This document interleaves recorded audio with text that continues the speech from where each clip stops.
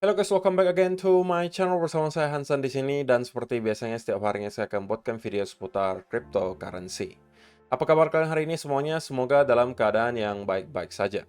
Teman-teman, di video hari ini kita akan membahas salah satu event yang cukup penting dari Amerika Serikat yang baru saja kita lalui tadi dini hari, yaitu adalah FOMC sekaligus Fed Interest Rate Decision, dan juga tidak lupa Fed Press Conference, di mana kakek Powell kemudian memberikan beberapa statement yang menurut saya cukup penting untuk kita bahas. Dan kita juga tentunya bakalan bahas dari segi price action di Bitcoin, kira-kira apa yang sedang terjadi. Karena ada sesuatu yang sedang develop yang menurut saya perlu saya update ke kalian, dan menurut saya itu cukup penting untuk diketahui. So, kalau misalnya kalian tertarik tentang semua itu, stay tune terus sampai akhir video. Sekarang kita bakalan mulai dari CoinMarketCap terlebih dahulu. Per hari ini, secara global, market cap crypto berada di angka 1,07 triliun dolar atau turun sekitar 0,4%. Nah, di top 10 coin sendiri sebenarnya dominan itu berwarna merah, yang hijau cuma ada dua, yaitu adalah Dogecoin dan juga Solana, sisa mengalami penurunan. Dan yang menjadi top performer hari ini adalah Solana dengan kenaikan 1,16% menuju 20,14 dolar. So, itu adalah outlook sementara dari beberapa top coin yang ada. Sekarang kita langsung aja masuk ke beberapa data dan berita terbaru hari ini. Nah, teman-teman, pada akhirnya The Fed memutuskan untuk kembali pause atau tidak lagi menaikkan suku bunga di pertemuan kali ini. Artinya sudah sesuai dengan ekspektasi pasar bahwa suku bunga akan stay di angka 5,5%. Lalu mungkin muncul pertanyaan, lalu kenapa kok kita melihat market, terutama di stock market Amerika dan juga dollar index itu cenderung dollar index yang naik, stock marketnya justru drop gitu. Artinya ada reaksi negatif dari pasar. Apa yang kemudian membuat hal tersebut terjadi? Nah, kalau soal angkanya 5,5%, harusnya itu menurut saya tidak membuat market surprise gitu, teman-teman. Seperti yang disampaikan oleh Crypto Nouveau di sini. Bahwa memang sudah sesuai dengan ekspektasi, Fed keeps rates unchanged at 5.5%, not surprise. Jadi tidak ada yang mengejutkan dari angka 5,5%. Ada sudah pause. Tetapi ada beberapa statement dari kakek Powell yang kemudian membuat market bereaksi sedikit ke arah negatif. Dan dirangkum dengan baik oleh si Crypto Nouveau di sini. Nah, yang pertama menurut dia, disampaikan bahwa the Fed is still projecting another 25-point hike in 2023. Atau the Fed masih memproyeksi bahwa bisa saja di tahun 2023 ini kenaikan suku bunga belum akan selesai, teman-teman. Walaupun kali ini mereka melakukan pause, tetapi bukan berarti pertemuan selanjutnya mereka juga akan terus-menerus pause. Sekali lagi, sebenarnya statement yang lain itu masih sama-sama saja dengan yang dia sampaikan di beberapa pertemuan atau press conference sebelumnya, yaitu adalah mereka akan bergerak sesuai dengan data terbaru yang ada gitu. Dan jika masih dirasa perlu, maka masih akan ada kenaikan suku bunga kemungkinan satu kali lagi sampai akhir tahun 2023. Pertemuan Fed berikutnya, kalau tidak salah saya, di bulan November dan juga Desember. Nah, antara salah satu dari kedua pertemuan tersebut, kalau misalnya masih dirasa perlu akan adanya kenaikan suku bunga berikutnya, The Fed masih belum menutup pintu untuk hal tersebut. Nah, itu adalah statement pertama yang kemudian membuat market sedikit bereaksi ke arah negatif.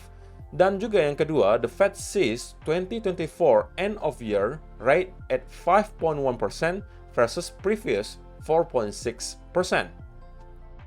Jadi, the Fed juga memberikan semacam prediksi atau proyeksi kira-kira suku bunga di akhir tahun 2024 itu berapa sih gitu ya. Artinya kita bisa memberikan sedikit analisa juga kira-kira kapan nih the Fed bakalan melakukan rate cuts. Nah, di pertemuan sebelumnya, The Fed itu memberikan proyeksi bahwa di akhir tahun 2024 harusnya suku bunga itu sudah berada di angka 4,6%. Oke, jadi harusnya kita bisa expect di tahun 2024 itu akan ada penurunan suku bunga mungkin 2 atau 3 kali. Dari yang 5,5% menjadi, atau 5,75 menjadi 4,6%. Itu penurunan yang lumayan signifikan. Tetapi kemudian di pertemuan kali ini direvisi. Dari yang awalnya ekspektasinya di akhir tahun 2024 itu 4,6% suku bunganya, kali ini direvisi menjadi 5,1. Alias, The Fed melihat akhir tahun 2024 pun, suku bunga kalaupun menurun tidak akan terlalu signifikan, hanya masih nyampe ke 5,1%. Sehingga kita bisa ambil kesimpulan juga bahwa The Fed memberikan kita clue bahwa kemungkinan mereka akan mempertahankan suku bunga yang angkanya cukup tinggi selama jangka waktu yang cukup lama. Bahkan sampai tahun 2024 akhir pun, mereka masih expect suku bunganya di atas 5%. Baru mungkin di tahun 2025 dan 2026 kita akan melihat mereka akan secara gradually menurunkan atau melakukan rate cuts secara terus-menerus, dan itu mungkin ketika perekonomian di sana sudah cenderung stabil. Atau bahkan ini bisa dipercepat jika ada sesuatu yang buruk terjadi terhadap perekonomian Amerika, mungkin hal ini bisa dipercepat. Tapi untuk sementara ini adalah estimasinya, bahwa di akhir tahun 2024 kita masih akan stay di angka 5,1% untuk interest rate-nya. Sehingga dengan adanya beberapa statement yang disampaikan di sini, kemudian membuat market bereaksi sedikit ke arah negatif. Kalau misalnya kita lihat di Bitcoin mungkin tidak terlalu nampak, tapi kalau misalnya teman-teman mungkin masuk ke stock market atau melihat pair yang berkaitan dengan dolar gitu ya, kita melihat dolar index itu mengalami kenaikan. Walaupun sebenarnya bukan surprise, karena di video terakhir ketika kita lakukan update soal dolar index, saya sudah sampaikan juga bahwa memang kita masih melihat ada ruang untuk kenaikan bagi dolar index. Tapi bagi saya, ruangnya sekarang sudah semakin tipis karena kita sudah mengalami kenaikan dan sekarang kita berada di area yang sangat krusial. Ya mungkin bakal kita update juga nanti di video beberapa hari ke depan. So itu adalah yang pertama teman-teman, yang kemudian terjadi di FOMC dan beberapa statement yang kemudian membuat market bereaksi sedikit ke arah negatif. Tapi sekarang kita bakalan bahas spesifik untuk Bitcoin gitu. Apa yang terjadi di belakang layar gitu kan? Lagi-lagi kita pengen tahu.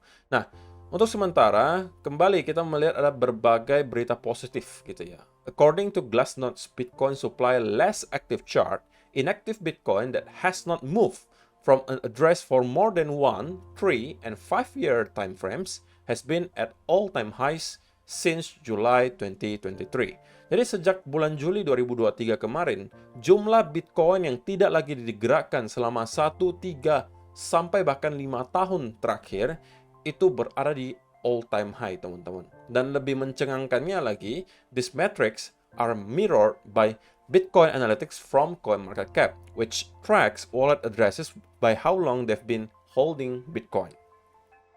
An estimated 69% or 36.8 million addresses have held Bitcoin for over a year.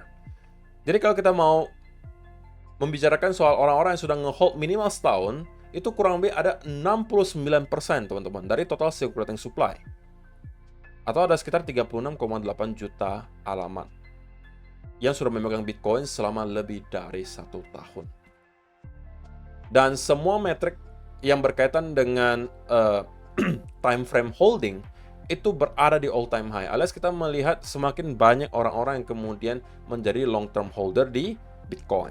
Dan juga dari segi exchange reserve tidak ada perubahan sama sekali. Kita masih melihat penurunan yang terus-menerus terjadi, bahkan walaupun kita mengalami sideways selama berbulan-bulan. Tapi kalau misalnya kita hitung, CryptoQuant charts also reflect Bitcoin outflows from exchanges that have been steadily declined from July 2021 with just over 2 million Bitcoin remaining on exchanges. Jadi untuk sekarang ya kita berada hanya sedikit di atas angka 2 juta lagi teman-teman. Stok Bitcoin terus-menerus tergerus. Sekali lagi ini adalah pertanda yang sangat baik, walaupun ini tidak bisa kalian gunakan untuk trading secara short term. Tapi yang perlu kita tahu adalah bahwa akumulasi di belakang layar itu terus-menerus terjadi.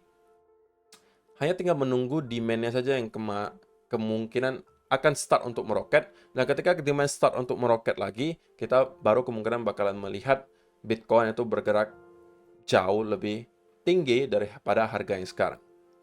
Karena untuk sekarang, teman-teman, kemungkinan itu pembelian-pembelian besar yang terjadi, itu terjadi di OTC market gitu. Mereka nggak belinya di spot. Kalau para paus itu kemungkinan biasanya beli bakalan di OTC. Alias di belakang layar, mereka mencari para penjual, misalnya mereka membeli 10.000 Bitcoin gitu kan, dengan harga sekarang misalnya 25.000 katakanlah. Maka mereka nggak mau beli di spot, teman-teman. Kalau misalnya beli di spot 10.000 Bitcoin langsung, maka mereka bisa aja mendapatkan harga yang lebih tinggi. Oke, mereka nggak bisa dapat di angka semuanya 25.000. Karena liquidity di market sekarang lagi tipis, teman-teman. Sehingga kalau mereka beli sekaligus 10.000 Bitcoin atau 20.000 Bitcoin, maka itu bisa menggerakkan harga jauh lebih ke atas, sehingga mereka nanti mendapatkan harga rata-ratanya nggak lagi 25.000. Sehingga yang mereka lakukan apa? Mereka belinya di OTC market. Jadi mereka mencari penjual di belakang layar yang memang sedang mau menjual Bitcoinnya, yang angkanya mungkin juga punya sekitaran 10.000, 20.000 Bitcoin. Nah, mereka langsung transaksi di sana. Sehingga tidak ada perubahan di spot market. Alias kita tidak melihat ada perubahan harga gitu. Masih stay di angka yang sama walaupun kita melihat justru akumulasi itu terus-menerus terjadi. Seperti yang kita udah bahas juga di Bitcoin Rich List kemarin, kita melihat wallet-wallet terbesar Bitcoin itu terus melakukan akumulasi, tapi kok kita mungkin merasa Bitcoin kok harganya nggak naik gitu. Nah, itu adalah salah satu alasannya. Mereka kebanyakan membelinya di OTC market gitu. Nah, yang akan mendorong harga nanti jauh lebih ke atas adalah ketika nanti retail sudah start kembali untuk masuk gitu. Sehingga mereka kan belinya ya, kalau retail seperti kita ya belinya pasti di spot gitu kan. Beli di spot. Ketika demand di spot itu udah mulai start untuk meningkat lagi, ketika kita udah masuk kembali ke fase euforia atau at least optimisme, maka kita bisa melihat Bitcoin kemungkinan harganya bakalan meroket sangat cepat ke atas. Oke. Nah, yang terakhir teman-teman, ini menurut saya ada sebuah tweet yang sangat menarik dari Dips DeFi gitu. Kita baca dulu dari paragraf pertama di sini. It's 2025. Bitcoin is at $200,000. Anything you buy goes up 5x, 10x, 100x. Crypto is all over TV. Every celebrity is launching their own NFT. Tesla buys another 1 billion of Bitcoin. Your taxi drivers talks your ears off about crypto. It's euphoric, but you're too smart to fall for it. Jadi kalau misalnya kalian yang sudah melewati dari tahun 2020, 2021 hingga sekarang, teman-teman, kalian menurut saya sudah sangat wajar gitu untuk dapat memanen nanti di all time high. Karena kalian sudah melewati banyak sekali masalah, tapi kalian tidak goyah secara mental. Ya walaupun di sini mungkin termasuk angka yang cukup optimis, dia beranggapan 2025 kita mungkin Bitcoin sudah di angka 200.000. Kalau saya secara pribadi mungkin targetnya hanya 100 sampai 150.000, nggak tahu di kalian. Tapi untuk all time high berikutnya saya expect angkanya kurang lebih range-nya segitu. Nah, ketika kalian akumulasi mulai dari sekarang, di tahun 2025 mungkin ini adalah bisa menjadi senario yang kalian hadapi. Tahun 2025 Bitcoin sudah mungkin angka 100 sampai 200.000, semua yang kalian beli naik 5 sampai 10 kali lipat, mungkin ada yang 100 kali lipat kalau misalnya kalian hoki. Tetapi yang perlu kalian perhatikan juga adalah kripto kemungkinan juga udah diliput di semua teman-teman, di semua channel TV gitu ya, di semua media massa membicarakan seputaran kripto karena lagi euforik. Kemudian semua selebriti sudah mulai start lagi membuat project-project kripto, kemudian membuat NFT pribadi. Kemudian Tesla juga mengumumkan lagi bahwa mereka membeli Bitcoin, dan kemudian sekitaran kalian juga start untuk membicarakan kembali seputaran kripto. Kalau di sini dia memberikan contoh taxi driver gitu ya. Kalau misalnya ini juga ada sering saya sampaikan gitu. Kalau misalnya di sekeliling kalian yang menurut kalian sebenarnya mereka nggak ngerti seputaran kripto, tapi sudah start untuk kembali ngomongin soal kripto, itu juga udah pertanda bahwa kita masuk ke fase euforik. Tapi harusnya kalian sudah terlalu pintar untuk ketipu dengan hal-hal tersebut. Artinya harusnya kalian sudah tahu bahwa itu adalah pertanda bahwa kita sudah masuk ke fase euforia, dan kalian sudah harus start untuk memikirkan menjual atau taking profit at least. Kenapa? Menurut si Dips DeFi di sini, kalian harusnya sudah terlalu pintar untuk kemakan fase euforia tersebut. Karena kalian sudah melewati apa? FTX yang bankrupt. Terra collapse, kalian sudah lewati.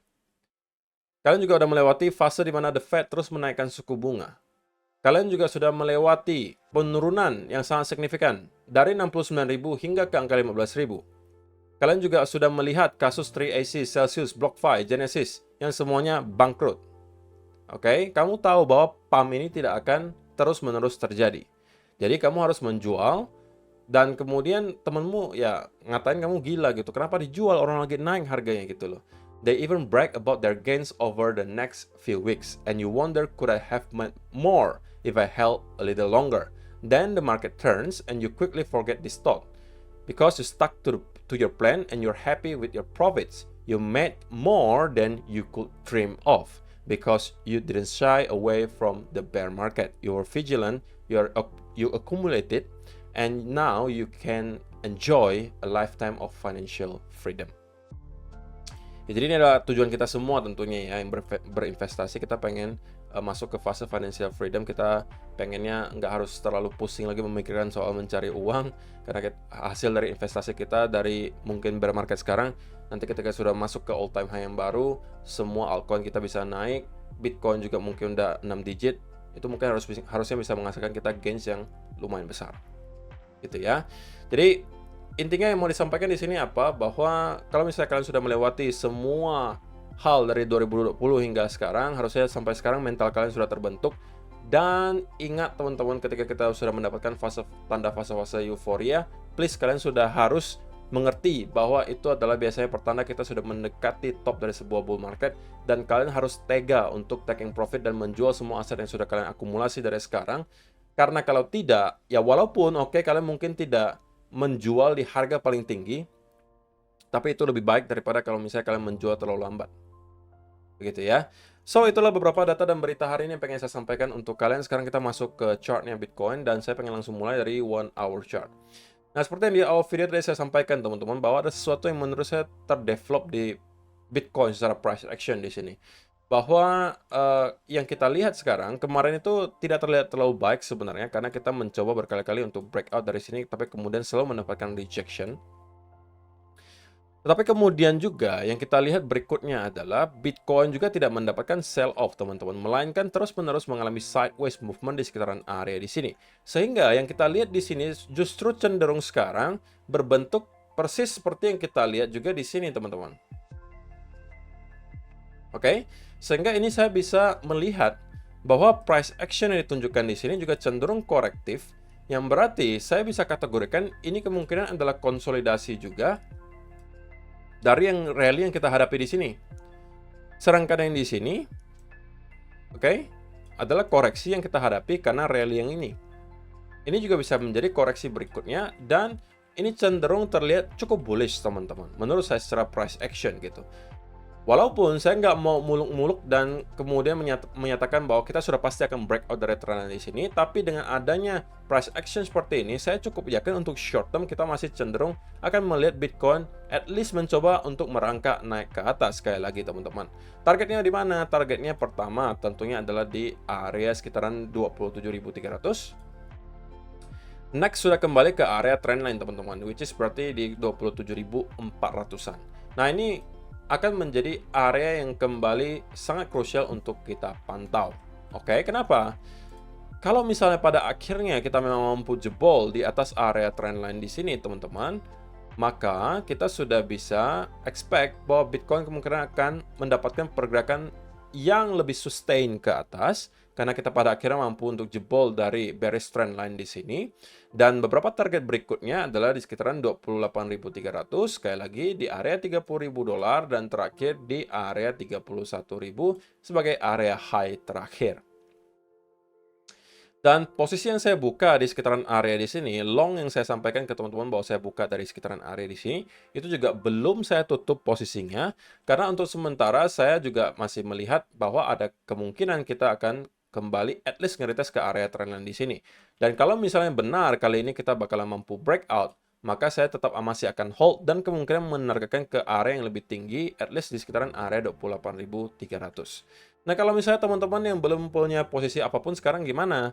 Nah, kalian kalau misalnya belum punya posisi apapun, kalian mungkin bisa mencari gitu ya setup ketika kita sudah melakukan breakout dari trendline dan kemudian mendapatkan bullish continuation pattern. Nah, kenapa tidak disarankan untuk membeli di sini? Karena kalau misalnya kalian buy di sini teman-teman, maka kalian membeli di dekat area resistance. Resistance-nya di mana? Resistance-nya adalah dari trendline di sini. Sehingga kalau kalian masuk di sini, kalian protect diri kalian mungkin di bawah area low terakhir, maka ini hanya menghasilkan kalau tidak minus ya 1:1 gitu loh. Sehingga menurut saya tidak worth it untuk diambil. Kalau saya pribadi ya sudah masuk dari sini, saya sudah menggeser stop loss-nya ke arah break even. So tidak ada lagi resiko bagi saya untuk loss di sini. Antara saya keluar dalam keadaan profit yang lebih besar atau saya keluar dalam keadaan break even. Keduanya saya fine gitu. Karena untuk sementara juga saya belum menemukan alasan kenapa saya harus close posisi long saya, ya saya masih akan tetap hold posisi tersebut.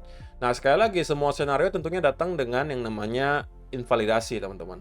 Invalidasinya menurut saya lagi-lagi sesimpel adalah jika kita mampu melihat Bitcoin untuk jebol di bawah area trendline di sini dan kemudian melakukan konsolidasi berupa bearish continuation pattern, maka ini adalah pertanda bahwa Bitcoin akan move lower, minimal kembali ngeretest ke area support terdekat di 26.300. Ini kalau kita jebol, menurut saya chance-nya cukup besar gitu ya. Kalau ini kita jebol nih, menurut saya chance-nya cukup besar bahwa kita ternyata hanya membuat lower high terbaru dan kita akan start untuk membuat lower low yang baru. Oke, jadi untuk sementara kalau bias saya short term masih cenderung bullish gitu ya, tapi akan terinvalidasi apabila kita mampu jebol di bawah area trendline di sini. Karena kalau misalnya kita tidak jebol dari trendline ini, kita masih berpotensi membentuk beberapa pattern, teman-teman. Antara pertama, kita bisa aja membentuk semacam pennant di sini. Oke, kita juga bisa membentuk semacam rectangle di sini, which is juga merupakan continuation pattern. Atau kita juga bisa membentuk semacam ascending triangle. Yang manapun saya tidak masalah karena ketiganya merupakan continuation pattern dan itu juga memang salah satu alasan kenapa saya masih hold posisi saya, karena tanpa kita breakdown dari trendline di sini kita masih berpotensi membentuk beberapa continuation pattern tersebut. So untuk short term saya masih cenderung akan bullish sampai at least ke area trendline di sini, baru nanti kita bakalan lihat apa keputusan dari Bitcoin, apakah pada akhirnya dia mau breakout dan consolidate. Kalau memang iya, kita akan mengalami pergerakan yang lebih sustain ke atas, kemungkinan menuju ke area minimal 28.300 di sekitaran di sini. Oke, so saya rasa itu aja yang perlu saya sampaikan di video hari ini, teman-teman. Terima kasih untuk kalian yang sudah menonton sampai selesai. See you in the next video. Bye-bye.